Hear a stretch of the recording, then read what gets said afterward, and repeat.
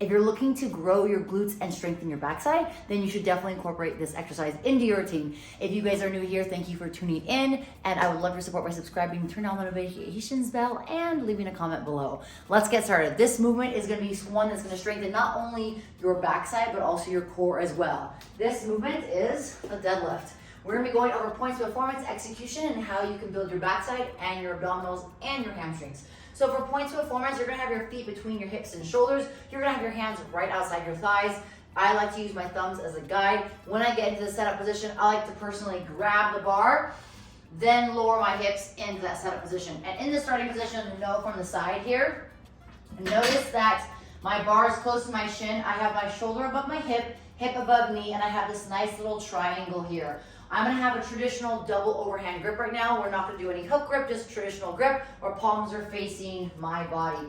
From here, I'm gonna think of engaging my lats, trying to bring my tricep to my torso, and I'm gonna have a neutral head, so my eyes are either 45 degrees in front of me or slightly looking up on the horizon. From here, as I engage those lats, I wanna think of pressing away from the floor, hips and shoulders rise together as my knees lift out of the way. Once I pass my kneecap, I then extend at the hip, opening my hips, squeezing my butt.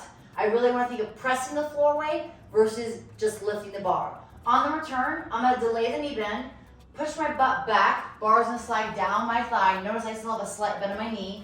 Once I reach the kneecap, I'm then going to bend at the knee joint, lower the bar to the floor. So it looks like this.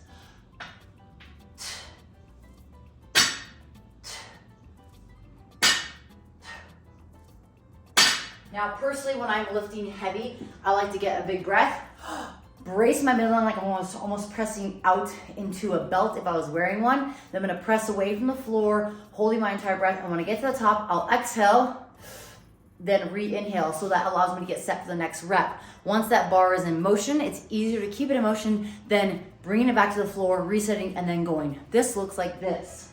The last specific execution looks like this. Big breath, set.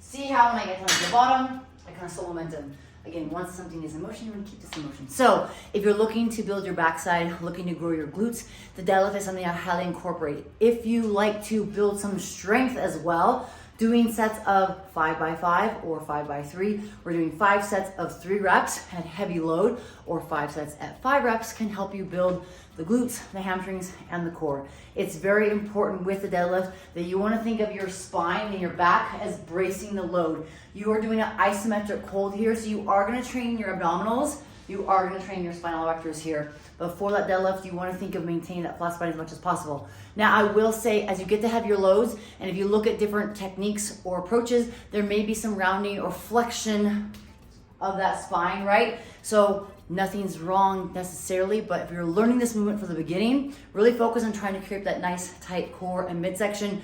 When I hit my max load, my max deadlift is 415 pounds.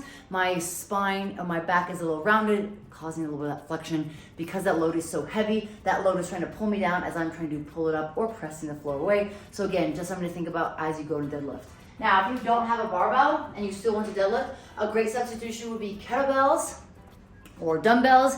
You can still utilize that movement. But if you're looking to grow the glutes, strengthen your hamstrings and core, highly recommend incorporating this. If you're looking for some some lifting techniques in terms of what other movements you can utilize or what other rep schemes, feel free to leave a comment below. I'd love to be able to answer any of you guys' questions you guys have. Thanks for tuning in.